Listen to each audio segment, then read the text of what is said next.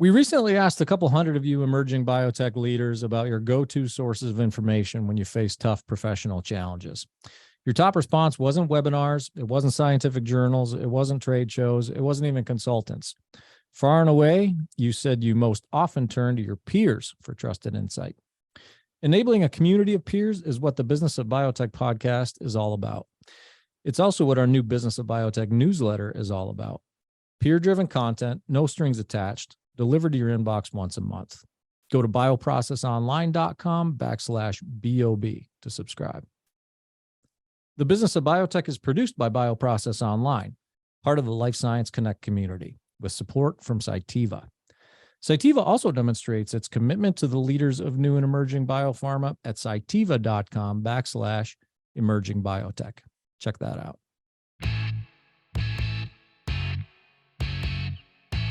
One of the most challenging aspects of running a biopharmaceutical business is managing research and development. It's a high-stakes game from which wins and losses spring forth, requiring a constant balancing act between immediate scientific curiosity and longer-term business-driving efficiency. I'm Matt Pillar. This is the Business of Biotech. Establishing an R&D function is exactly the topic of today's conversation, and I couldn't have found a better guest to help me suss it out. Dr. Robert Stoffel is VP of Research at Horizon Therapeutics, where in 2021, he was hired explicitly to develop the company's R&D strategy. With 25 years of scientific leadership experience at AbbVie and Bristol Myers Squibb to his credit, Dr. Stoffel was a solid choice for the job. And in just a couple of short years at Horizon, he's made good on the promise. I'm feeling fortunate and honored that Dr. Stoffel has agreed to spend some time with us. Dr. Stoffel, welcome to the show. Thanks, Matt. It's nice to meet you, and it's nice to be here. It's super nice to have the time with you. And before we even get started, I understand that you earned your Ph.D. in chemistry at Penn State. I did do that.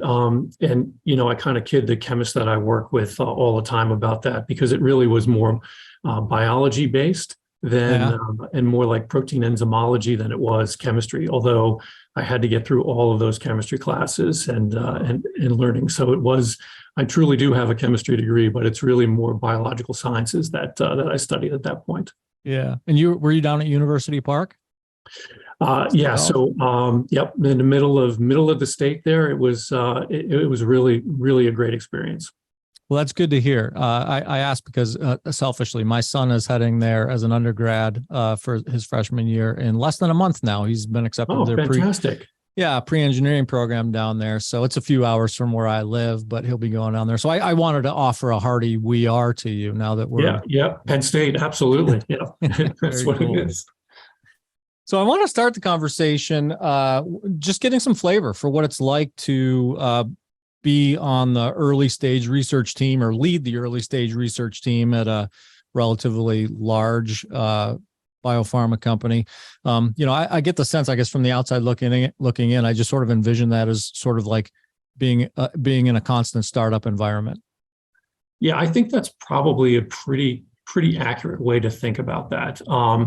Horizon's so unique in that there's excellence on the commercial execution side. They built the clinical side so that they are really driving to get answers for the therapies that we are testing, but didn't really have a lot on the discovery side. So building in that research, as well as that research connection to the later stage portfolio. So that's been really kind of fun to come in there and to generate what that might look like. So even though it is biotechy like, there's a maturity there in the pipeline that really helps in terms of that the drive of how we do things and the way we think about things. Yeah. Yeah. So you came in with this task, a very clear task to develop this R&D function that I understand didn't exist prior to your arrival. So I want to kind of walk through the stages, I guess, of that, the creation of that department and its evolution since you've joined it. So give me some flavor on where the strategy begins. What two-part question, like what did you have to work with coming in, right? Like, It's all, it's got to be a little bit daunting coming in and starting a new department and a new initiative in an established company. So what did you have to work with coming in? And then where did the strategy begin, knowing what you had to work with? Yeah, so I would, before I came on board, there was research areas in fibrosis. So that's really the thyroid eye disease. And then also within gout. And that's our, our program that we have there with Krystexxa. And there was about 4 people or so back in 2019, 2020, really driving a lot of that. Then there was the way that Horizon looked at stuff was really to try to build out that mid-stage pipeline. So they acquired Viela Biosciences. So that was a spinoff from MedImmune. And that the research part of the research group came in from that group. And they're the ones that are responsible for DAX and DAS and Uplizna in the pipeline. So that group through MedImmune and Viela, made that science happen to push those forward. So they were part of the group. So that the group at that point moved up to about 15 to 17 in size. And that's about the time that I joined. And at that point, we were working on, okay, where do we want to operate? How do we want to grow? And how do we want to do that? So we worked with McKinsey and other groups there to try to figure out, okay, how do we want to do this? Because the company was very, very interested in moving forward in that direction. So building up a significant research group. So how do you do that? Do you keep acquiring, or do you actually more piecemeal and more specifically put in the things that you need? So I think this gets to the point that that you were asking about before on the biotech side. So we do a lot of outsourcing. So that still is a big component of what we do, but we've also built a lot of expertise in these areas. So we have expertise in autoimmunity, we have expertise in gout, we have expertise in fibrosis, and that's the main core of the things that we go after. Yeah.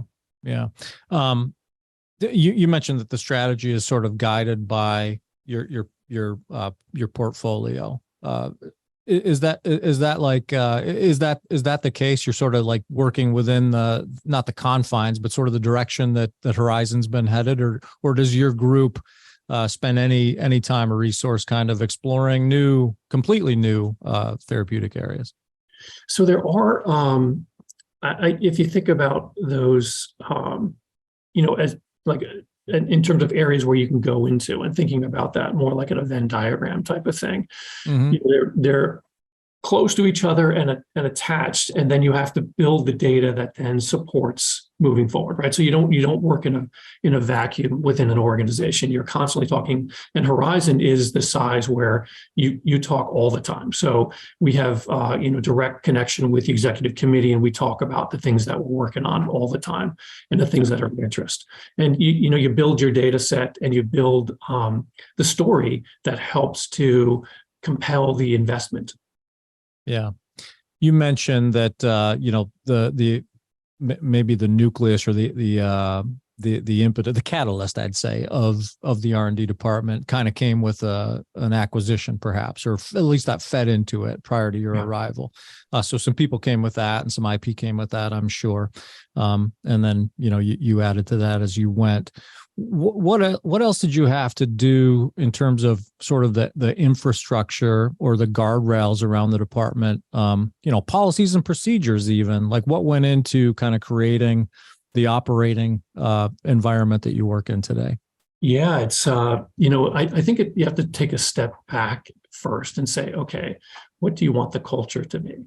Mm-hmm. And for me, as a scientist, the things that I always operated under were, and you had mentioned this word before, curiosity. I think that's really one of the key drivers that you want to have in the people that you have within the organization. Then the next one would really be determination and/or potentially grit as a way to think about that, because the things we do are so difficult to get done, and you have to have the determination to keep moving things forward and to push that rock up the hill, the boulder up the hill. And then finally, the most important thing, and this is where I think the management piece comes in, is really you want to be able to operate with no fear. Right? You want to be able to do the things that you think are important to get things done. And that's one of the things I feel at Horizon really drives a lot of that. And certainly the thing that I want to propagate within our group is no sense of fear, really, where you can have that curiosity and that determination, and you can do the things that you need to do. So you think about that culturally. That's the piece for me that really starts off, where you create that environment. And I can tell you, like the group that we have here, and then we have individuals that are at our Deerfield location, and then also South San Francisco. It's a very happy group. It's interconnected, and really everyone is trying to work with one another. And that for me is the biggest thing. So as we grow and we push the numbers up in terms of the group, making sure that we keep that cohesiveness and the ability to create that environment where there's that curiosity, determination, and no fear in each and every scientist. Dr. Stoffel, how many people are on your research team now? Yeah, at the end of the year, we'll be at 35. So we've grown quite a bit, and we still are growing at like about a 15% clip or so each year. Yeah. As a baseline sort of starting, I guess not requirement, but target, like what are you looking for in terms of who you bring on to the team? Like perhaps let's take, what we would call a class A, like someone coming right out of school with a specific degree, specific area of focus or expertise or study. Can you give any sort of insight into what you're looking for?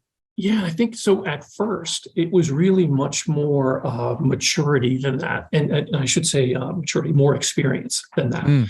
So people that had the drug discovery experience, the knowledge to move things forward. So that was, I think, the first round that we really went through in terms of thinking about people. Now we're actually at a point where we have that maturity level, and we're going into lower experience for people to come in potentially right out of school, out of postdocs, to really kind of build up that next generation of researchers, essentially. Mm-hmm. Are there any specific degrees that you look for that are well suited to R&D? We have or areas of study, I should say. Yeah, I think that the majority is really within the inflammation space. So inflammation, oncology, and really looking at those two interfaces. So I mean, we don't work in oncology space, but the inflammatory role within oncology, those are things that we look at. Yeah, very good.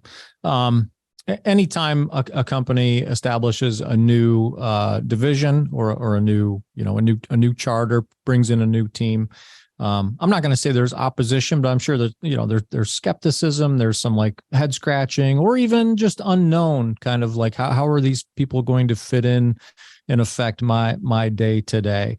So tell me a little bit about that. Like, how did you have to, and if so, how did you go about creating support beyond your own department?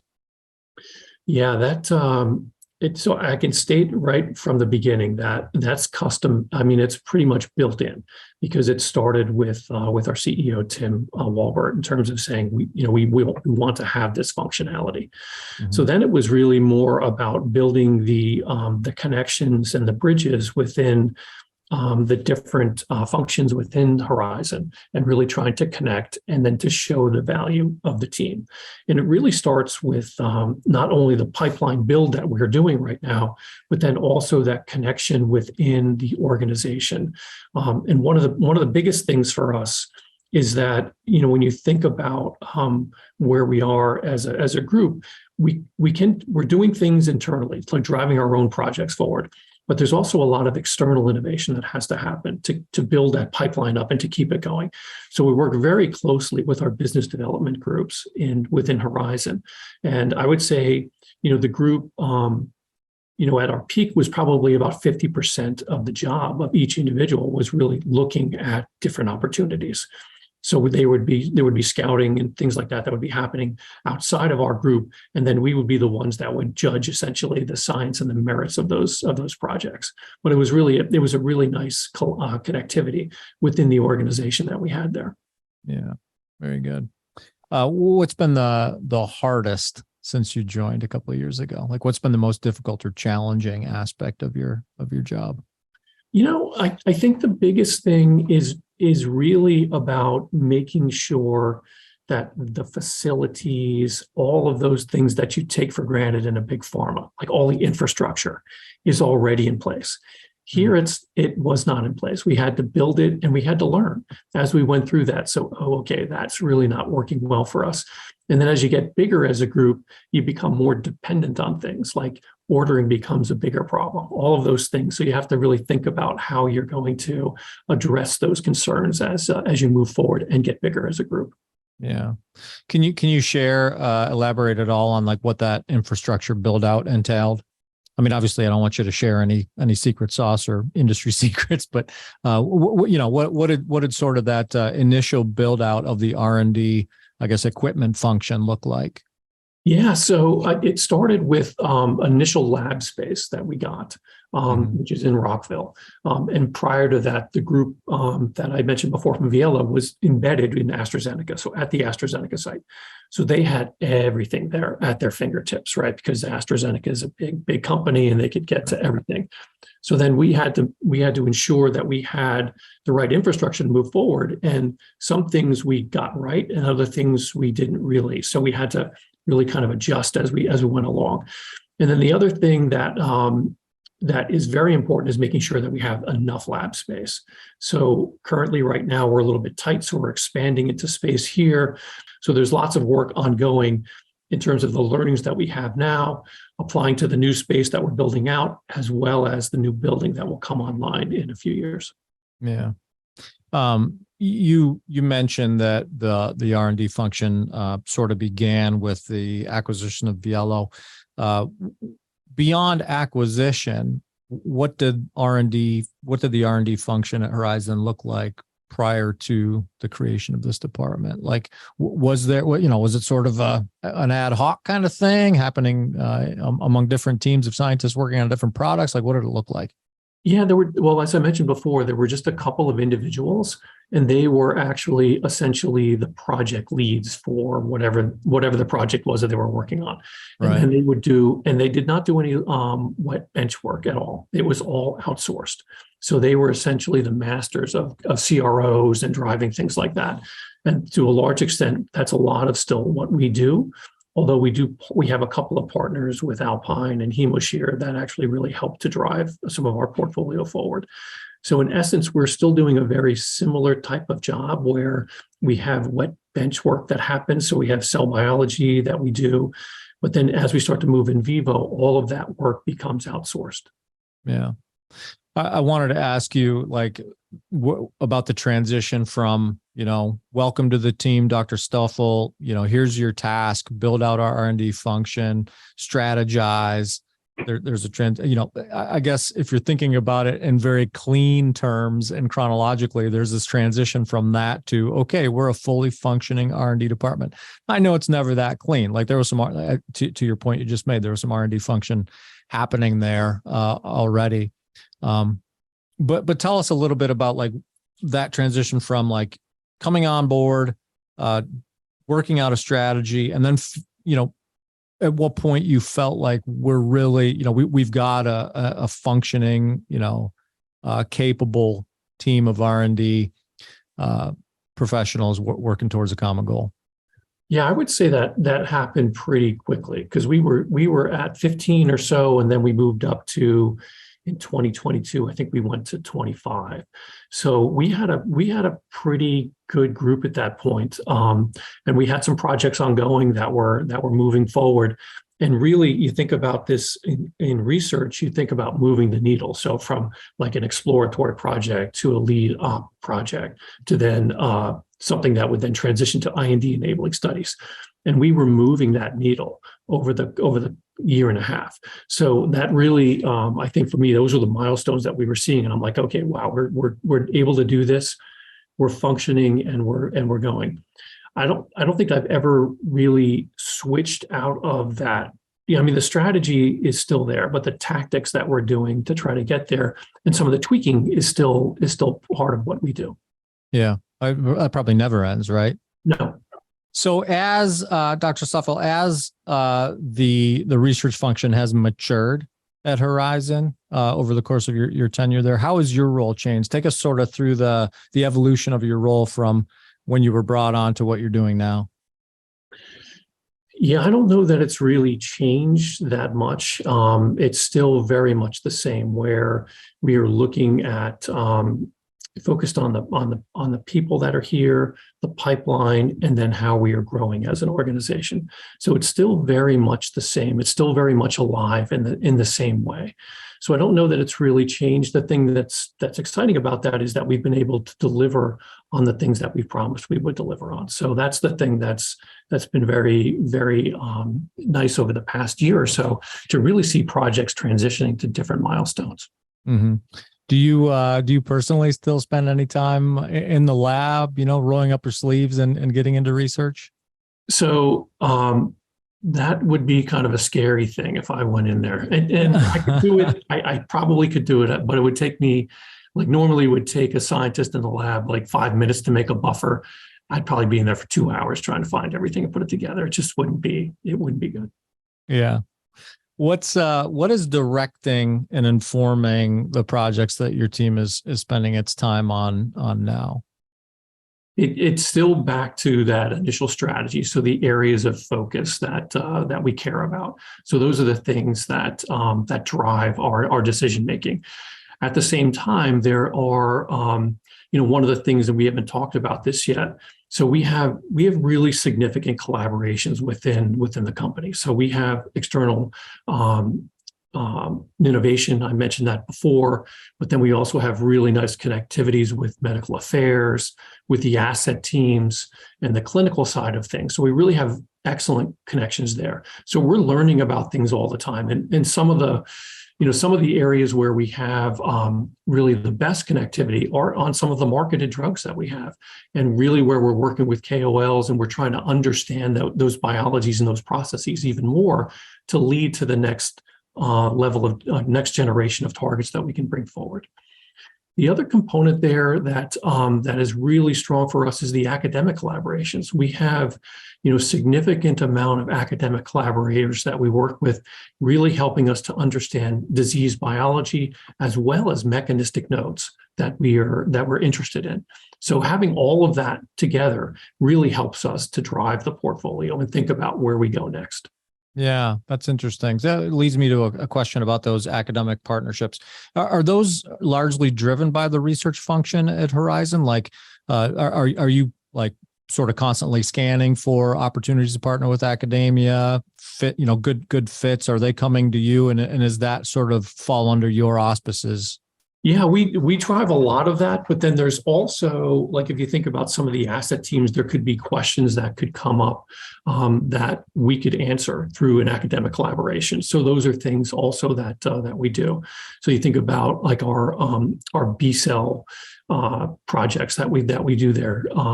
We have multiple collaborations that we're working on to try to understand mechanistically how the B cell is playing a role, which can then inform against different disease states that you would go into. Yeah. Yeah. So tell us a little bit more about that. Like, what have you learned along the journey regarding, sort of in the context of your focus on B cell biology? Yeah, so we have a therapy there that's in NMOSD, is really fantastic. So it is a B cell depleter. So it's CD19 based and depletes a significant proportion of the different B cells. And one of the things that we've learned through testing, both preclinically and then in humans, is that level of B cell depletion really leads to this fantastic efficacy that you see in these disease states. So the thing that we're trying to understand more about is, like, what are the specific B cell lineages and or effector functions that are there that we're impacting, as well as the plasmablasts and the antibodies. So we really are very excited about that. It's an area of keen interest for us as we move forward in the next couple of years.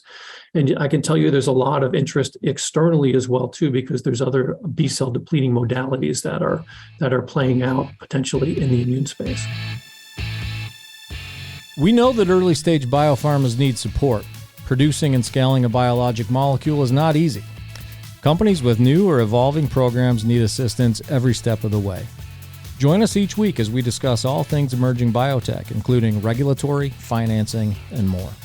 The pod is brought to you in collaboration with Cytiva, a global provider of technologies and services that advance and accelerate the development, manufacture, and delivery of therapeutics, from idea to injection. Check out their resources at cytiva.com/emerging biotech. That's CYTIVA.com/emerging biotech. One of the things that new and emerging biotechs struggle with is, I guess, drawing a direct line or trying to maintain a direct line between research and business efficiency, right? Like product efficiency, development efficiency. What have you found are sort of some of the keys to research efficiency from a science standpoint? Making sure that the work that you're doing in the research function is going to carry on to an efficient business proposition further down the line. Yeah, I think so. The main key there is really understanding, okay, where could this mechanism play out? So what are the disease states?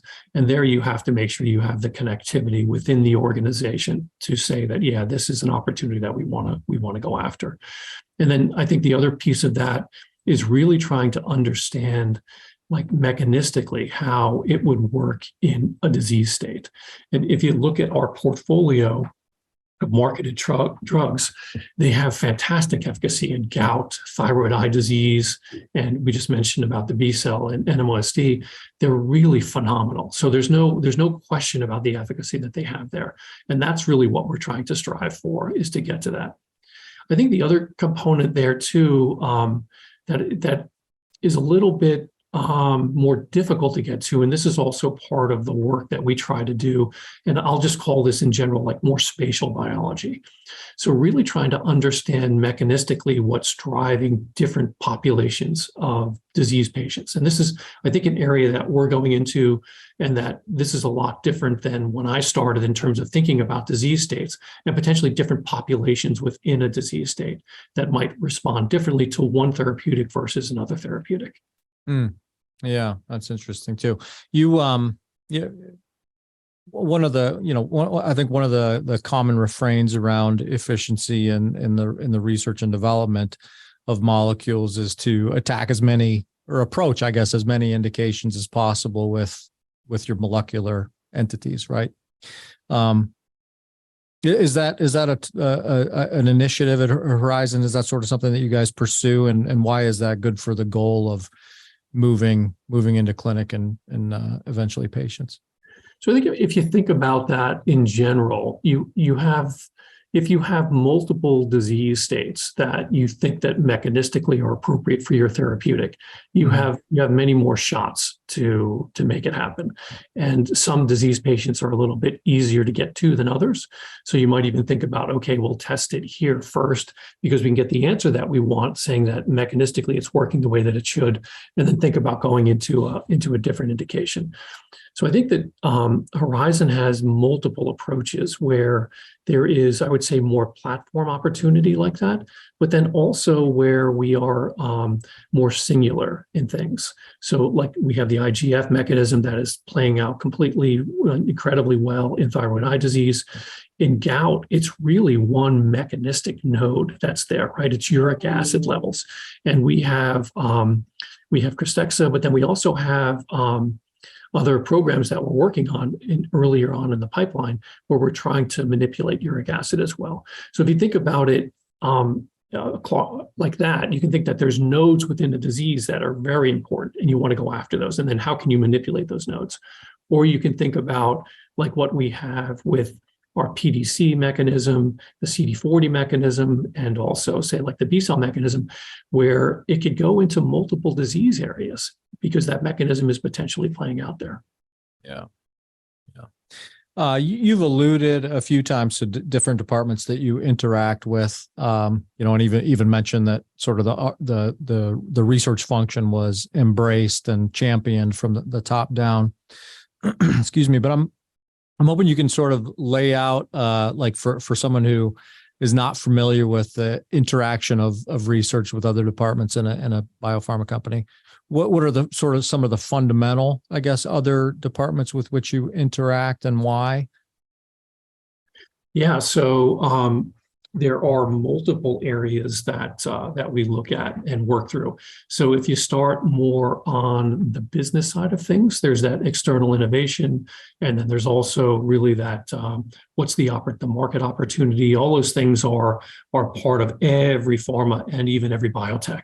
So we interact very, very well with those groups, and really are making sure that we're aligned completely with that and the direction that we need to go into. But then beyond that, then you have the other R&D functions. So you have the clinical side of things. And then we also have another group called translational sciences, where you think about, okay, we've got this idea that we want to have. We move it through preclinical testing, but then we want to move into humans and figure out, okay, how do we test that? So what's the appropriate disease state to go into? And then we think about, have we covered the target? And then are we getting the signal on the biomarker side that support moving into efficacy studies and or having efficacy coupled with that in parallel? So I think that's the heart of the groups that we really try to work with to try to move things forward. Yeah. I always envision the research department as sort of a skunkworks operation in the lab, right? Like with limited interaction with other people within the organization. But obviously, some of those interactions you just pointed out are very key, not just to advance of the science, but advance of the business, right? Like making sure that the work that's going on early stage is pointing in the right direction. Yeah, within the research group as well too, you really have the mechanistic knowledge of the therapeutic. So we have expertise on the B cell side, the myeloid T cells, and those are the people that actually go out and they work with academic collaborators to talk about mechanisms like KOLs and all of those types of things. So we kind of work hand in hand with our clinical groups to really try to talk through, okay, mechanistically, this is how we think this is operating, and or if we have questions to probe against that as well. Yeah. What's the I don't know if this might be an impossible question to answer, because I'm sure it changes pretty drastically depending on what you're working on and at what stage, but what's sort of the cadence of inbound inquisition that your department is subject to, right? Like how many questions are you answering or attempting to answer at any given time? So what do you mean by questions? Well, I'm talking about we just talked for a minute about interdepartmental communication. All of these departments, I'm sure, are inquisitive about what's going on in research, where you are with X, Y, or Z, possibly directing, a fair amount of the research that you're doing. So I'm just wondering, like, what that environment's like in terms of the cadence and volume of inbound inquisition that your department is subject to.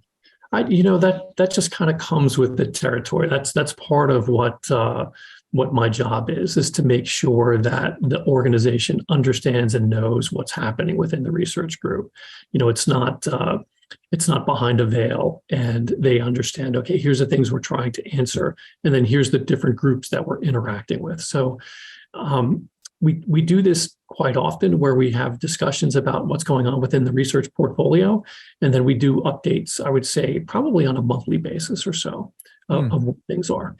Yeah. And those are like company-wide updates or for specific? They go out. Yeah, they can go out in written form, or there's presentations that happen. And then if there's more explicit questions, we answer those as well. Yeah. On the flip side of that question, how much of the work that the research function is doing at Horizon is generated more from within the research department itself, the research group itself? So I would say we have ideas are probably on the 50-50 side. So ideas that we've generated that are moving forward versus external opportunities that have come in. Yeah. But it also, even those external opportunities were things that were identified internally, saying, "Hey, yeah, we want to go after this." Yeah, that's interesting. You when you came to Horizon, as I mentioned from the outset, you had quite a few years of experience. You're like it seems like everyone I talk to from AbbVie stays at AbbVie for a long time. You're at AbbVie for what, 17 years? 18 years, yeah. 18 years, yeah. 18 years at AbbVie. I think another 7-ish or something at BMS. Mm-hmm.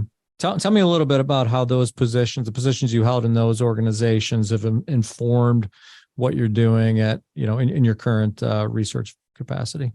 Yeah. So, early on for me in when I went to BMS, so that was back in the days where I'll call it the first genomic revolution came, right? So that was the Human Genome Project. And it was like, we're going to have targets, we're going to be able to cure diseases, it's going to be great. So part of that infrastructure build at that point was really getting to high throughput screening and technology to try to support all that target ID that was coming and things like that.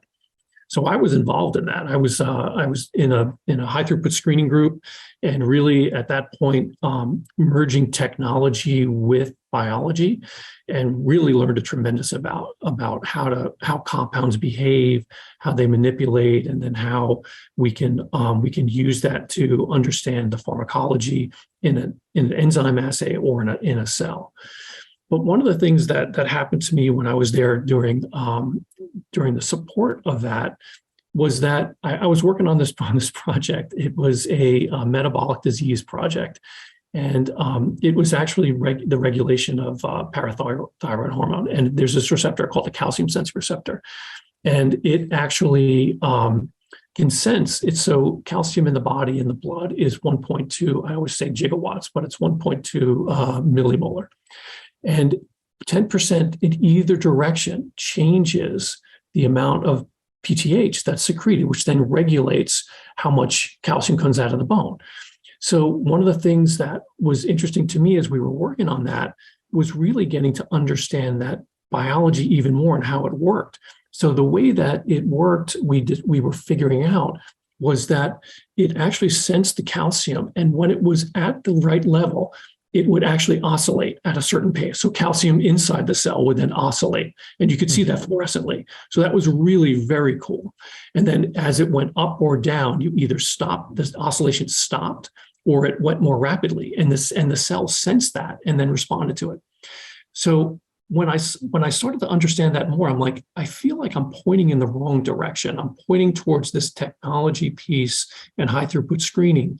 But I think it's really this understanding of the biology that is really what interests me more, and I think where the true bottleneck is to move forward. So then that's when I went looking around for a different position within a therapeutic area and landed at AbbVie in immunology. And it turned out that Sandro Rufo, who was the site head at the metabolic group that I was at that point, it was Hopewell, New Jersey.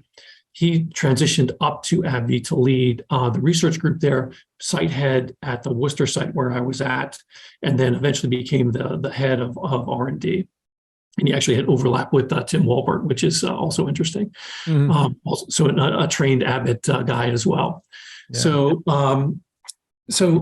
At that in there, it was very exciting to me because there I got to really understand the biology and then how it related to the disease state. And that has been, like, for me, the thing that has driven me. So even though I've been like project lead for projects that have moved into the clinic, it was always that connectivity to the science, to the disease state, and to the patient that really, drove everything in the way that I think about things.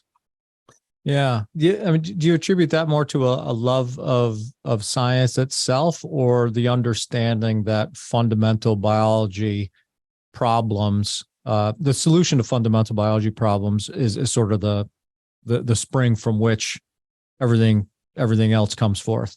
I think so for me, it's both of those things, right? So it is that love of science, and then also that detective work to try to interconnect what is happening within the disease state and the patient to try to come up with therapies. So it's really, for me, it's both, and they go hand in hand. Dr. Stoffel, what haven't I asked you about the research function at Horizon and your role there that I should have, that would have made me a better reporter, a better interviewer? Yeah, I don't know that there was anything that you missed there. It's really, for me, it was it was a once in a lifetime opportunity to come into this group. And, it really starts right from the very top with our CEO, Tim, that, he's a patient himself. He says that all the time in public, and he really cares about the patient experience. And that drives so much of what we do at Horizon. And it comes down to the other piece that I didn't know exactly about before I got here was how much the focus the company has on people in the company as well. So there's the patients, and then there's the employees. And it creates this incredible environment that really leads to this drive and energy all the way from the top, all the way down the company. And we really feel that. So it was a very unique opportunity to come in and to build out this research function that would then match what was happening on the clinical side, so the rest of R&D, and then also on the marketing side, the clinical, and reaching the patients. So that it's been a very, an amazing experience being able to do that and to match that.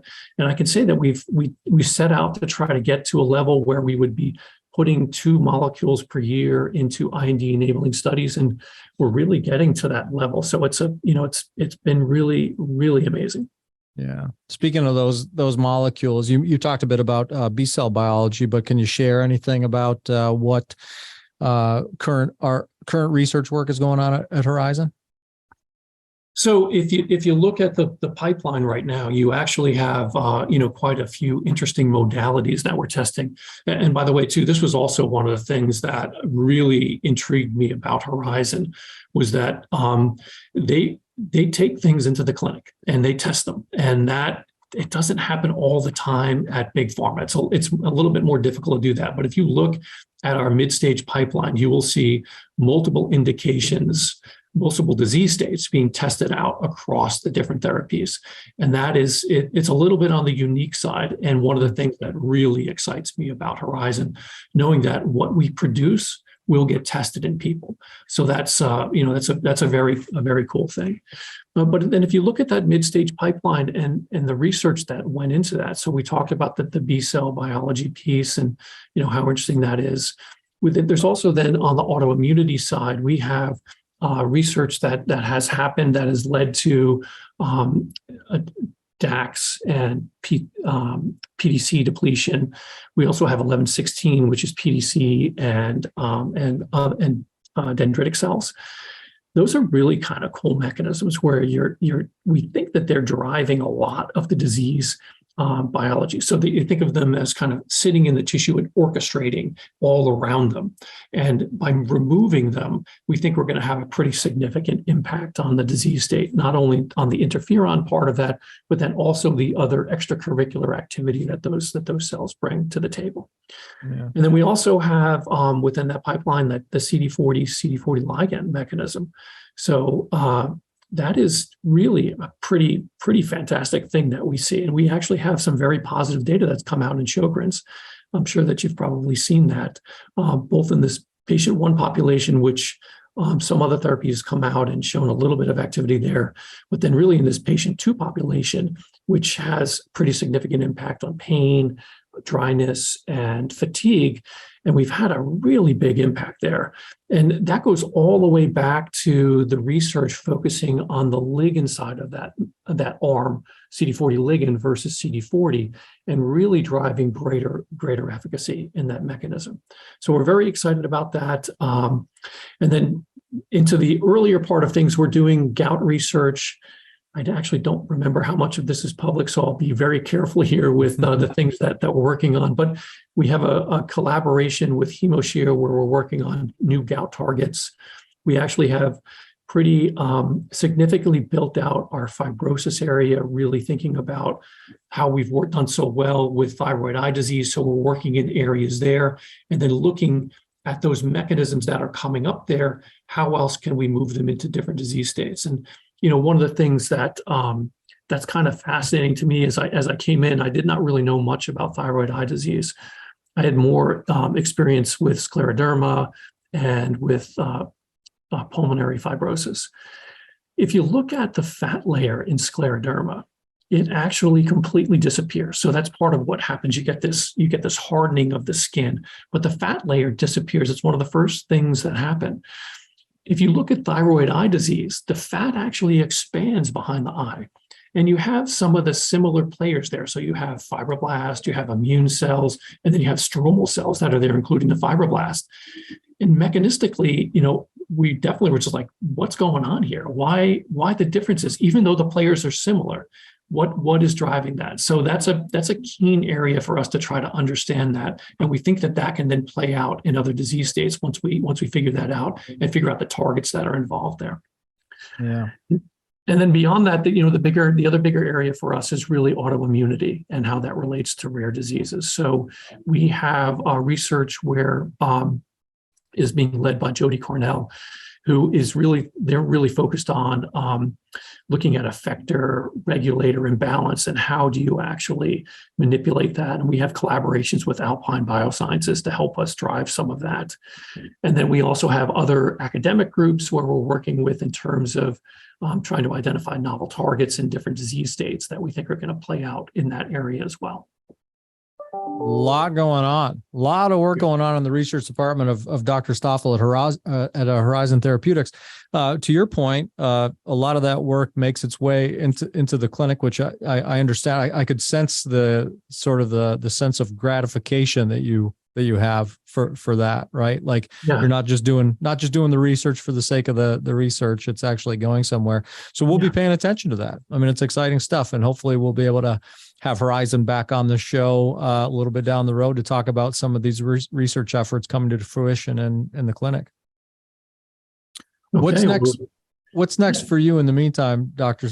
Stoffel? Like, I mean, obviously you're very happy in your role. You guys are doing terrific work. Any aspirations for your time at Horizon, or I don't know, just what your next steps might look like? Yeah, I think it's for me, it's much more the same. I mean, I feel like we're a third to maybe halfway through where we want to get to. So I feel like there's still a lot more to do here. Yeah. Well, you're doing great work, and I appreciate the time that you spent with us, and I thank you for coming on the show. Well, thanks for having me. It was really great talking with you. Yeah, pleasure was all mine. So that's Horizon Therapeutics VP of Research, Dr. Robert Stoffel. I'm Matt Pillar, and this is the Business of Biotech. We're produced by Life Science Connect with support from Cytiva, which offers a deep trove of resources for new and emerging biotechs at cytiva.com/emerging biotech. Check that out. Check us out at bioprocessonline.com, where you can subscribe to both the podcast and my newsletter at bioprocessonline.com/BOB. In the meantime, thanks for listening.